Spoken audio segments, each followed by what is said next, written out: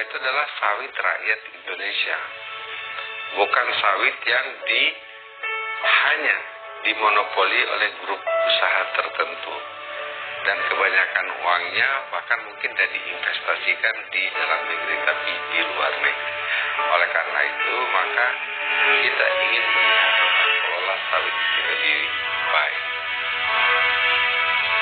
Perbaikan sistem pengelolaan komoditas kelapa sawit mendesak dilakukan agar bisa menambah pendapatan negara. Perusahaan harus patuh dalam menjalankan kewajibannya untuk membayar pajak. Jika dikelola dengan baik, sesungguhnya komoditas kelapa sawit benar-benar bisa menjadi salah satu instrumen dalam mengurangi kemiskinan dan mempersempit kesenjangan pembangunan. Praktek korupsi yang terjadi dalam tata kelola komoditas kelapa sawit bisa dihilangkan. Komoditas sawit tidak lagi mengancam keseimbangan lingkungan, kerusakan hutan, dan lahan gambut Indonesia. Kelapa sawit termasuk dalam jenis persediaan bahan baku yang kemudian akan diolah lagi melalui proses produksi sehingga akan menjadi barang setengah jadi sesuai dengan kegiatan perusahaan. Untuk mengelola kelapa sawit dalam suatu perusahaan industri, khususnya yang menggunakan kelapa sawit sebagai bahan baku, memerlukan akuntansi persediaan, sehingga kelapa sawit dapat digunakan dengan bijaksana sesuai dengan kebutuhan perusahaan. Dalam laporan keuangan, persediaan merupakan hal yang sangat penting karena baik laporan rugi laba maupun neraca tidak akan dapat disusun tanpa mengetahui nilai persediaan. Maka dari itu, kelompok kami akan membahas materi mengenai persediaan untuk membantu mengetahui cara pengelolaan persediaan. Persediaan adalah barang yang diperoleh perusahaan yang dimaksudkan untuk dijual kembali atau diolah lebih lanjut dalam rangka menjalankan kegiatan usaha normalnya. Persediaan dalam perusahaan, pengolahan akan terdiri atas persediaan bahan baku dan bahan pembantu, persediaan barang dalam proses, dan persediaan barang jadi. Jenis-jenis persediaan di beberapa perusahaan. Yang pertama itu perusahaan jasa. Pada perusahaan jasa itu tidak mengenal dan tidak memiliki persediaan. Yang kedua itu perusahaan dagang. Pada perusahaan dagang, persediaan itu berupa barang yang dibeli dengan tujuan untuk dijual kembali kepada pelanggan. Yang ketiga itu perusahaan manufaktur. Nah, pada perusahaan manufaktur itu dibagi menjadi 3 bagian. Yang pertama itu bahan baku atau raw material, yang kedua itu bahan setengah jadi atau work in process, dan yang ketiga itu barang jadi atau finished good. Kepemilikan persediaan. Yang pertama, barang dalam perjalanan atau good in transit. Masalah yang timbul apabila barang masih dalam perjalanan adalah sulitnya menentukan apakah barang tersebut masih menjadi hak milik penjual atau sudah menjadi hak milik pembeli. Untuk mengatasi hal ini, maka 2 syarat penyerahan barang digunakan sebagai dasar penentuan, yaitu yang pertama FOB Destination Point. Artinya, biaya angkut barang dimulai dari gudang penjual sampai gudang pembeli ditanggung oleh pihak penjual. Ini berarti bahwa barang-barang dalam perjalanan masih merupakan hak milik penjual. Yang kedua, FOB Shipping Point. Artinya biaya angkut barang dimulai dari gudang penjual sampai gudang pembeli ditanggung oleh pihak pembeli. Ini berarti pembeli adalah pemilik dari barang-barang yang masih dalam perjalanan. Oleh karena itu, dalam menentukan saldo persediaan untuk satu periode, perusahaan harus mencatat jumlah barang dengan barang dagangan dalam perjalanan. Kepemilikan persediaan yang kedua yaitu barang konsinyasi. Perjanjian konsinyasi mengizinkan suatu perusahaan lain untuk menyimpan persediaan dalam gudang mereka, namun mereka tidak harus membeli persediaan tersebut.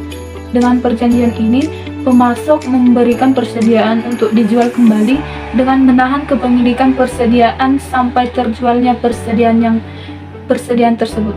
Lalu kepemilikan persediaan yang ketiga yaitu barang yang dijual secara cicilan. Penjualan cicilan atau installment sales adalah penjualan yang pembayarannya dicicil secara periodik selama periode tertentu.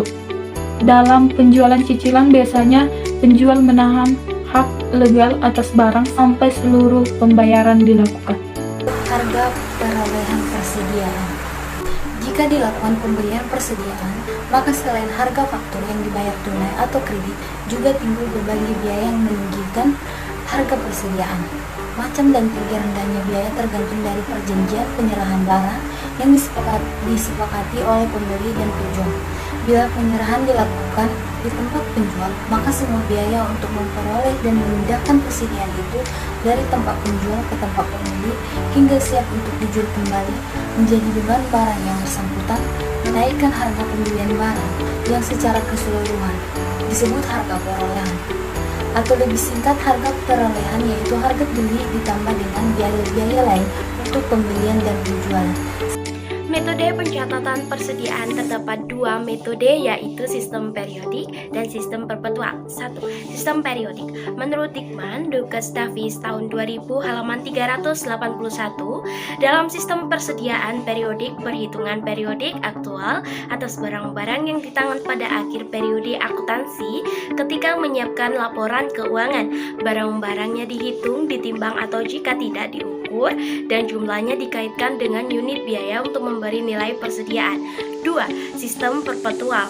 Menurut Sidney Younger, Warren River dan Vest tahun 1999 halaman 366, dalam sistem persediaan perpetual, semua kenaikan dan penurunan barang dagang dicatat dengan cara yang sama, seperti mencatat kenaikan dan penurunan kas.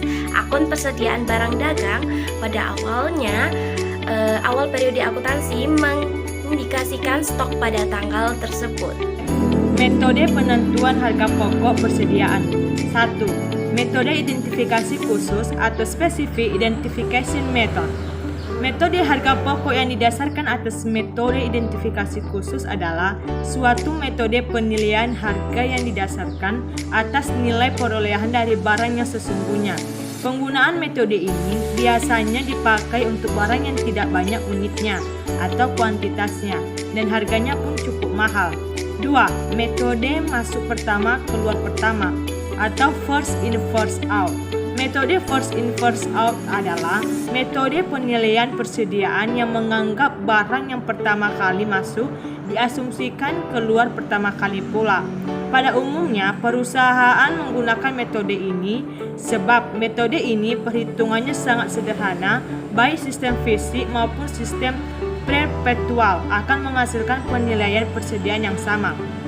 Metode penentuan harga pokok persediaan yang ketiga yaitu metode masuk terakhir keluar pertama atau last in first out yang disingkat dengan LIFO, merupakan metode penilaian persediaan yang terakhir masuk diasumsikan akan keluar atau dijual pertama kali.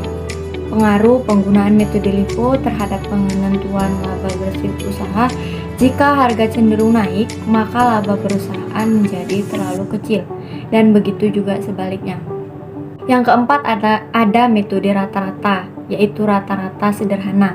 Nah, dalam metode ini, harga per unit persediaan dihitung dengan cara jumlah harga per unit setiap kali pembelian dibagi dengan jumlah atau frekuensi pembeliannya. Biaya per unit itu sama dengan total harga per unit pembelian. Sedangkan frekuensi pembelian, nilai persediaan akhir sama dengan persediaan akhir dikali biaya per unit.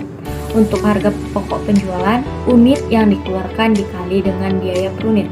Yang kedua itu ada rata-rata tertimbang, di mana biaya per unit sama dengan jumlah harga per unit dikalikan dengan banyaknya unit.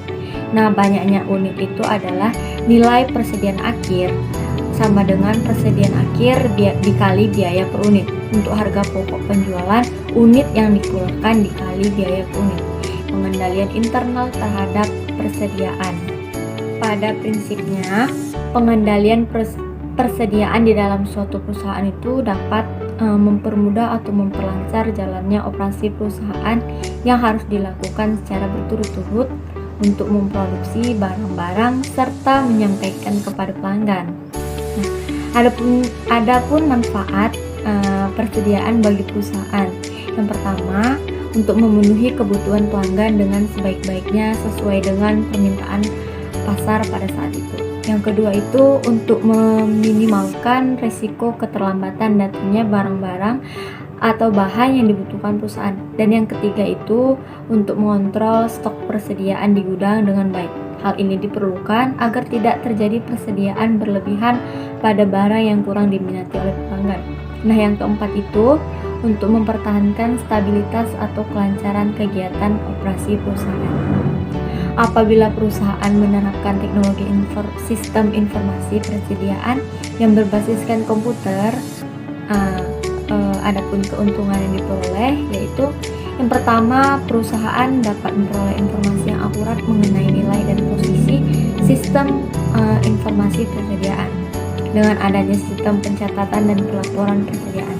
Yang kedua itu keamanan persediaan menjadi terjamin dari kemungkinan kesalahan, nilai stok, pencurian, penyelewengan, kerusakan, dan lain-lain untuk mempertahankan kontinuitas dari kegiatan produksi perusahaan.